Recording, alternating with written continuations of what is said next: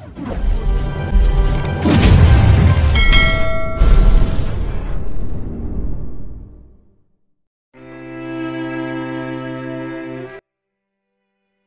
matapos ang special treatment ni Zinaya kay Kit Joaquin, ay agad na nagpalit na ng damit ang binata.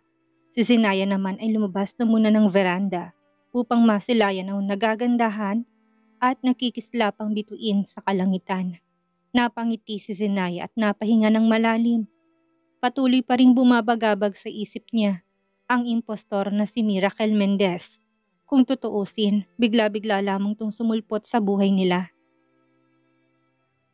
At ngayon naman ay naging mabuti na ang pakikitungo ni Marigold sa kanya na sobrang pinagtataka niya. Napapikit ng mariin si Zenaya kung iisipin sobrang malaki na rin ang epekto ng impostor sa buhay niya. Nagkakaroon na rin siya ng takot na baka sa isang iglap ay bigla itong sumulpot at gawan sila ng masama. Ngunit kailangan pa rin niya ito dahil mas masahol pa rin ang mga taong hinahanap siya ngayon at gustong patayin siya. Bakit nasa labas ka? Malamig ang panahon ngayon. Sambit ni Joaquin kung kaya't napalingon siya sa binata. Ngumiti siya ng matamis sa kakagad na nagsalita. Wala lang.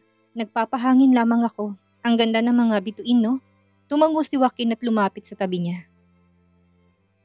Tumingala rin ito, ngunit sa kanya naman ito nakatitig. Tama, napakaganda nga.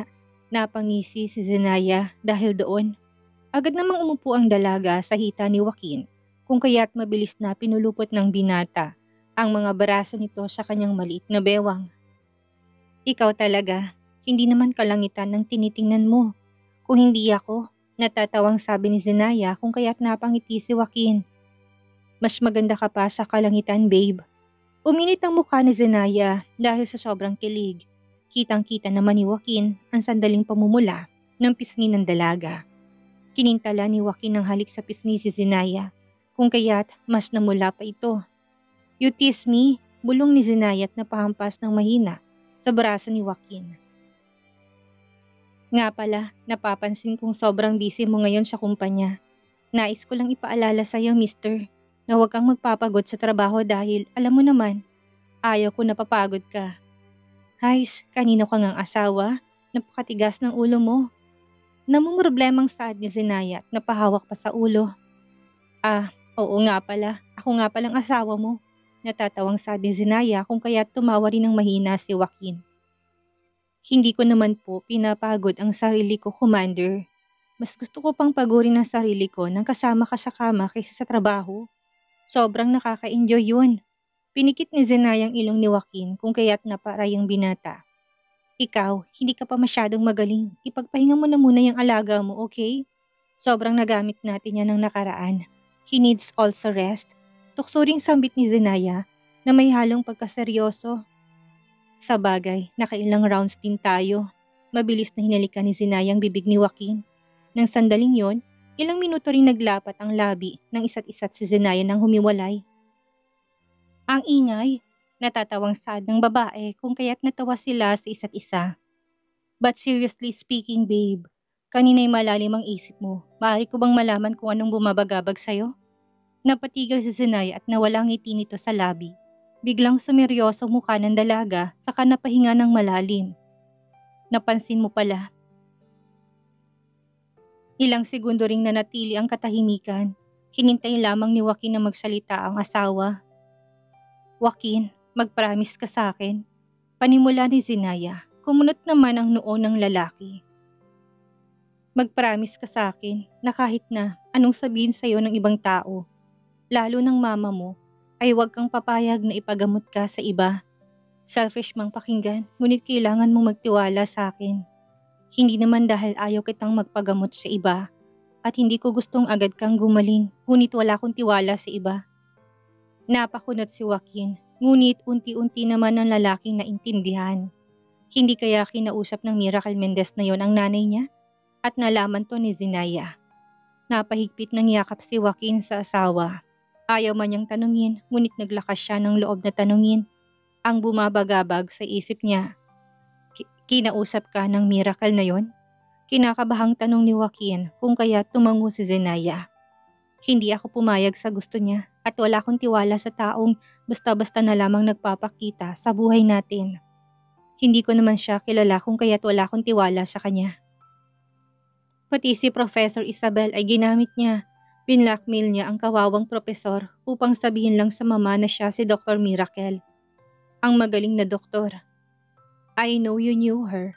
Makahulugang sabi ni Zenaya sa binata. Kumunot ang noon ni Joaquin at inalala si Dr. Miracle. Agad namang nagtiwalang mama sa impostor na yun. Kung kaya't nangangamba ako na pilitin ka ng mama na magpagamot sa peking doktor na yon. Patuloy pa ni Zenaya. Nababaliw ng babaeng yon. Hindi naman ako pumayag sa treatment niya, babe. Yan ang dahilan kung bakit bumisitang babaeng yun sa akin. I don't really trust her either. Mag-iingat ka, babe. Binlockmail ng babaeng yun si Professor Isabel na kapag hindi raw nito tinulungan ng babae, ay kikidnapin nitong anak ng propesor. Kung kaya't nais ko sanang magpadala ng security sa tahanan nila. Wala kasi siyang security sa Pilipinas. Lahat ay nandoon sa US.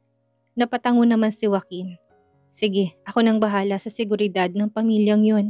Tatawagan ko kagad si Mr. Taylor upang maglaga ng tauhan sa bahay ni Professor Isabel.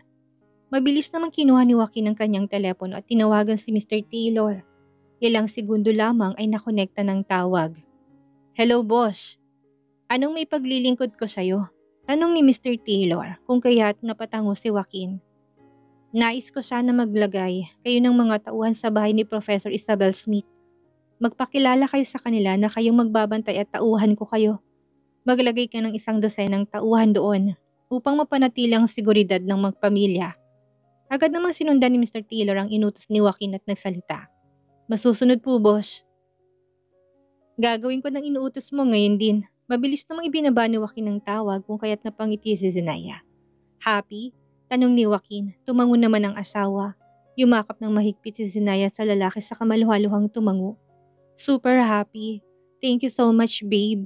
Sa ngayon, huwag ka na munang mag-alala pa. Ayaw ko nag-aalala at namumroblema ang misis ko. At tungkol kay Miracle Mendez, ako nang bahala doon. Huwag mo nang isipin ang babaeng yon. Seryosang wika ni Joaquin. Malaki ng tiwala ng mama mo sa impostor na yon. Hindi ko alam kung mapipigilan pa to ng pilitin ka magpagamot sa babaeng yon. Mas niyakap pa ni Joaquin si Zenaya. Babe, I trust your skills, okay? Sa'yo lang ako magpapagamot. Wala na akong ibang pipiliin pa. Abutin man ako ng taon para gumaling. Wala akong pakialam. As for mom, don't worry about her. Hindi naman to makakapagdesisyon sa gusto ko.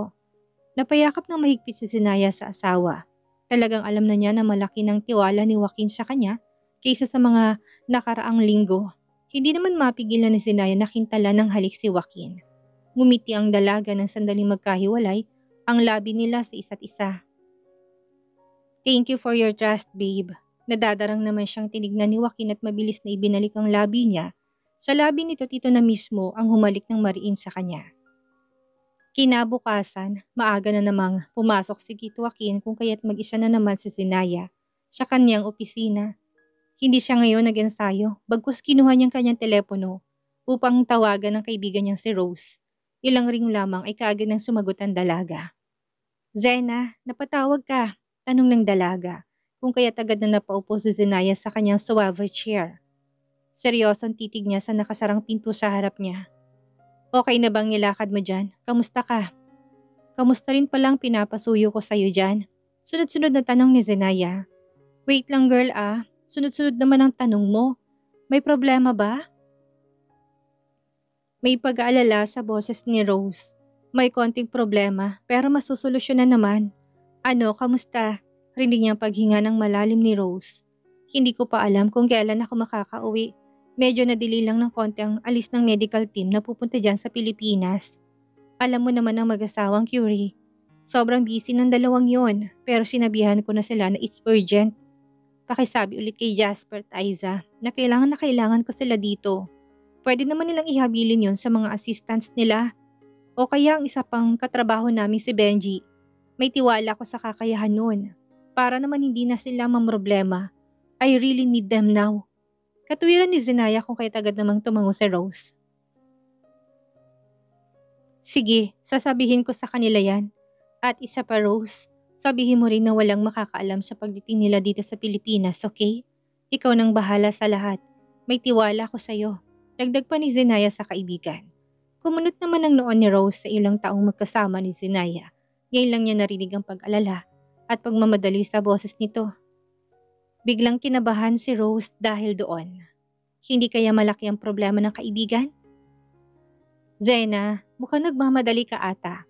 Sabihin mo nga sa akin, may problema ba dyan sa Pilipinas? Hindi itong napag-usapan natin dati. You're not in a hurry sa pagkakatanda ko. Rinig ni Rose ang pagbuntong hininga ni Zenaya sa kabilang linya. Narito na sa Pilipinas ang mga taong gusto kong kunin at patayin. Mabuti na lang at mayroong impostor na lumabas at sinasabi nitong siya si Dr. Miracle. Kung kaya't sandali ako nakatago sa katauhan nito. Alam kong malalaman at malalaman din ng mga taong yun ang katotohanan. Kung kaya't pinagmamadali ko kayo, hindi natin alam ang mangyayari sa hinaharap. Seryosong sagot ni Zenaya kay Rose. Napakuyong pang kamay ng dalaga.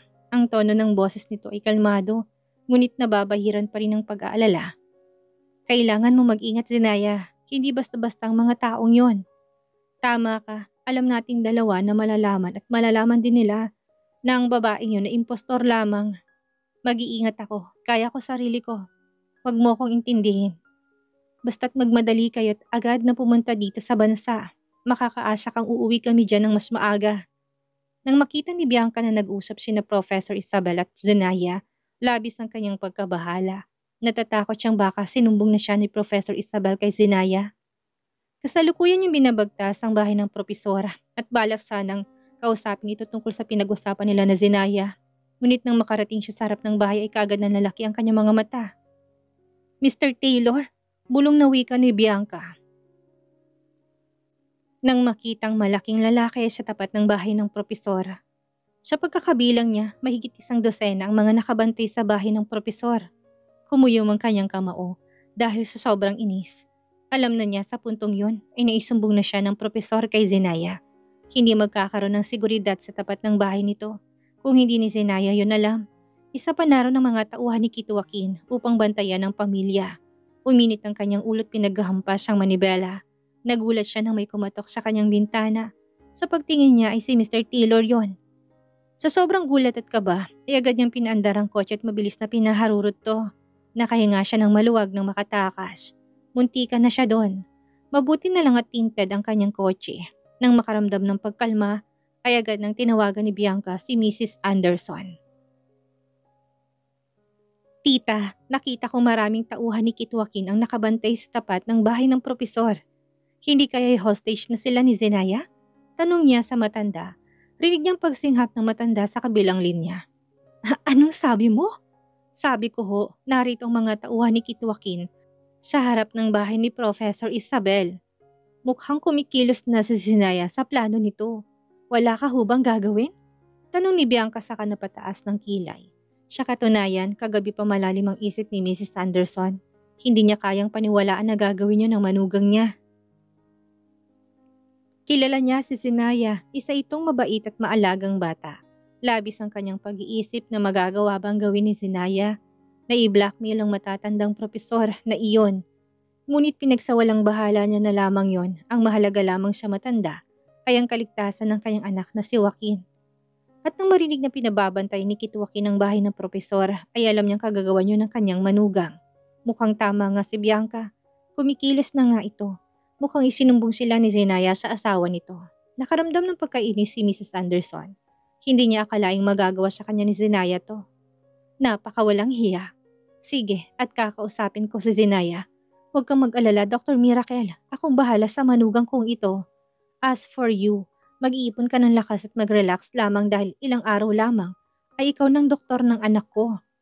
Nang marinig yon sa matanday na pangisi ng malaki si Bianca, makakaasa kayo. Gagawin ko lahat upang mapagaling ang kaibigan ko si Kit. Nang maibaba ang telepono, ay agad na humalakhak si Bianca. Agad ulit siyang nagtipa ng cellphone at tinawagan si Marigold. Kailangan niya ng sapat na kakampi, lalo na't alam niyang kumikilos na si Zenaya. Hindi siya papayag na wala siyang dalang sapat na armas samantalang ang kalaban niya ay nakahanda ng kalabanin siya. Ate Miracle, napatawag kayo. Bungad na tanong ni Marigold sa kabilang linya. Marigold, kailangan nating magkita ngayon din. Meron ako mahalagang sasabihin sa'yo. Seryosong sabi niya sa dalaga. Nang marinig naman ni Marigold, ang sinabi ng Ate Miracle niya ay kaagad na naintindihan ni Marigold yon. Alam niya meron na namang ipapagawa ang ate niya sa kanya at sobrang ni-excite siya doon. Ilang araw na rin kasi siyang nakatenga at nakakulong lamang sa mansyon nila. Kailangan pa rin niyang masikatan ng araw. Sige po ate, pupunta na ako sa bahay niyo ngayon. Nang may ibaba ang telepono ay agad na nag-drive si Bianca. Huminga pa siya ng malalim sa napangiti. Ilang minuto rin siyang tahimik na bumabiyahe sa kalsada at nang papunta na siya sa may kadilimang parte, ay hindi niya napansin na may nakaabang na mga kotse doon sa kanya. Sa hindi inaasahang pagkakataon, naramdaman na lamang niya na tumilapon ang kanyang sasakyan sa gilid ng kalsada. Ilang sasakyan ang paulit-ulit na binabangga siya at nararamdaman niyang papatayin siya ng mga to. Sa sobrang takot ay bigla siyang napahiyaw at napaluha. Punong-puno na ng dugo ang kanyang mukha at hindi alam ang gagawin. Napakapit si Bianca sa manibela ng kanyang kotse habang nananalangin na sana'y may sumagip sa kanya. Biglang bumalik sa kanyang isipan ang mga panahong na aksidente sila ni Kit na kagagawan rin niya naman. Ngunit iba itong nangyayari sa kanya. May gustong magtangkang kunin ang buhay niya. At sinong mga grupong ito? Hindi niya yun makita o makilala man lang dahil pareho ng kanyang kotse ay tinted to. Nanginginig ang katawan ni Bianca dahil sa sobrang takot. Hindi niya alam kung anong gagawin niya. Napapikit na lamang siya dahil paulit-ulit na binubunggo ng mga sasakyan ng kanyang kotse. Alam niyang warak na ito at kapag natagalan pa, ay mamamatay siya sa loob. Hilong-hilo na si Bianca at napayuko na lamang. Tulong! Tulong! Sigaw niya subalit hindi malang naging talagang sigaw yon dahil nangihina na siya. Hanggang sa hindi niya na namalayan ang lahat at napapikit na lamang siya. Tingnan yung tao sa loob kung patay na. Bilis bago pa man tayo maabutan ng pulis. Sigaw ng isang lalaki at hindi niya kilala ang boses. Masusunod, tumango ang lalaki at agad na sumunod sa utos. Sisirain na sana ng lalaki ang kanyang bintana, ngunit napahinto ito nang bigla silang narinig ng alingaw-ngaw. Nandito ng mga pulis. Bilis, umalis na tayo. Sigaw ng ibang kalalakihan. At mabilis na pinaharurot ang mga kotse. Sa tingin niya, nasa 8 kotse ang bumangga sa kanya. Mabilis namang nawalang mga kotseng yun bago pa man nakaabot sa eksenang mga pulisya. Napahinga ng maluwag si Bianca at unti-unting napapikit at nahimatay. Sa St. Luke Hospital, maraming sugat na natamo ni Bianca ngunit sa kabutihang palad, wala namang major injury ang dalaga, maliban na lamang sa pilay nitong braso at kamay. Nakabenda pang ulo ng dalaga at mahimbing na natutulog. Ilang araw na itong naroon sa ospital at hindi nagigising. Hindi naman makontak ng pulisyang kamag-anak nito dahil warak ang cellphone nitong dala. Pati na rin ang identity card ng dalagay wala doon. Nagising si Bianca sa maliwanag na puting paligid. Kumunot ang kanyang noo dahil hindi naman ito ang kanyang kwarto. Hindi naman puti ang kulay ng kwarto niya, bagkus kulay itim ito na siyang paborito niyang kulay. Hanggang sa narinig niyang may tumawag sa kanya, kaya nalipat ang tingin niya sa kanyang kaliwa. Miss, sino ka? Tanong ni Bianca nang makita ang hindi pamilyar na mukha ng lalaki. Ako po si PO1 Lontok, pulis ho ako at ako rin na nagbabantay sa inyo. Ilang araw na kayong hindi nagigising. Kumusta ang lagay ninyo? Naalala niyo po bang insidenteng nangyari noong nakaraang araw? Biglang natigilan si Bianca sa sinabi ng lalaking pulis. Nanginig ang kanyang katawan nang sandaling maalala ang nangyari sa kanya. Oh my God! Tulungan niyo ako! Sigaw ni Bianca at biglang nag-hysterical. Kung kaya't nag-aalala namang kinalma ng pulis ang dalaga. Huminahon ho kayo. Ligtas na kayo ngayon. Huwag kang mag-alala. Heto ang tubig. Uminom na muna kayo at baka nauhaw kayo at sandaling kumalma rin.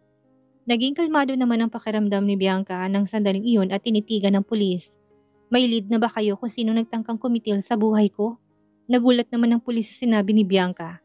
Ano? May gustong kumitil sa inyo? Akala namin ay, mga tanga ba kayo? Nakikita niyo ba na yupi-yupi kong sasakyan? Hindi niyo ba ito nakita? Oo, may gustong patayin ako at hindi ako aksidente kung kaya ang ibig mo sabihin. Galit na saad ni Bianca sa pulis. Paumanhin miss, kaya nga ako nandito upang kunin ang statement mo. Ngunit bago muna yon, may pamilya ka bang dapat na tawagan para magbantay sa'yo? Wala kasi kaming nahanap na contacts mo at wala ko namang ID na dala. Ano nga ang pangalan mo? Tanong ng pulis kay Bianca. Biang, Miracle Mendez. Miracle Mendez ang aking pangalan. Muntik na siya doon. Mabuti na lamang at hindi niya natuloy ang pagbigkas ng totoong pangalan niya. Miss Mendez, may natatandaan ba kayong number upang matawagan na kung sinong mga relatives niyo? Tanong ng pulis ngunit napatigil si Bianca. Wala naman siyang mga magulang. Sino naman kaya ang tatawagan niya? Meron. Wala na ako mga magulang, ngunit may isa akong ina-inahan. Nais ko sanang tawagan siya. Agad namang ibinigay ng lalaking pulis ang cellphone at pinahiram kay Bianca. Nagpaalam naman tong lalabas upang bigyan siya ng privacy. Ilang ring lang ay kaagad nang sumagot ang matanda. Hello, sino to? Tanong na sa kabilang linya. Tita, si Miracle to. Pwede niyo ba akong puntahan dito sa ospital? Narinig niyang pagsinghap ng matanda nang sandaling sabihin niyang mga salita. Alam niya nagulat ang matanda dahil nasa ospital siya.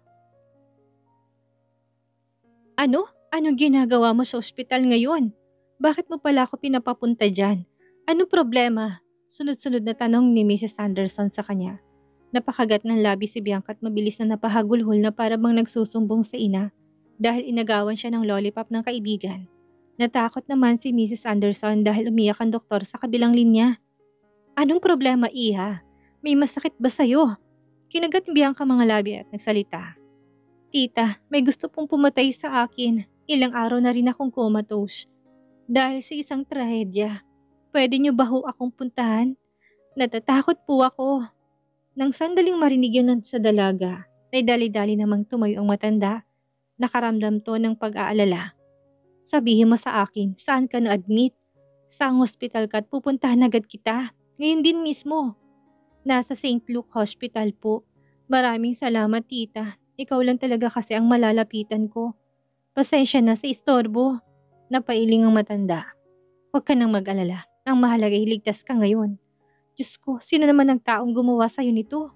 Anang matanda. Hindi ko ho alam. Hindi ko ho alam. Muling napahagulhol si Bianca sandaling nanginig ang katawan. Bigla siyang nakaramdam ng sobrang takot na baka sa isang iglap ay nasama-sama at panganib na naman siyang sitwasyon. Medyo nagpapanik ang dalaga. Nang sandaling bumaba ang telepono ay agad na napaiyak ng malakas si Bianca at hindi alam ang gagawin.